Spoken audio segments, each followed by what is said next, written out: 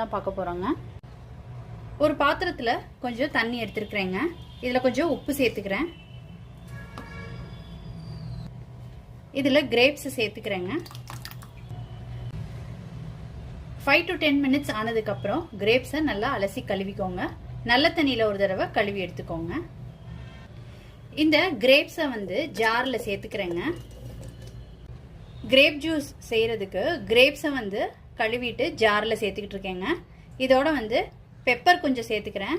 Pepper சேர்த்துக்கிட்டிங்கன்னா gold ஆகாமல் இருக்குங்க. Sometimes grape juice குடித்த பிறகு தொண்டெல்லாம் கரகரன்னு சளி பிடிக்கிற மாதிரி இருக்கும். நீங்கள் மிளகு சேர்த்துக்கிட்டிங்கன்னா அந்த சென்சேஷன் இருக்காது, சளியும் பிடிக்காது. கிரேப் ஜூஸோட ஸ்வீட்னஸ்க்கு நான் நாட்டு சக்கரை சேர்த்துக்கிறேங்க. உங்கள் ஸ்வீட்டுக்கு ஏற்ப பார்த்து சேர்த்துக்கோங்க.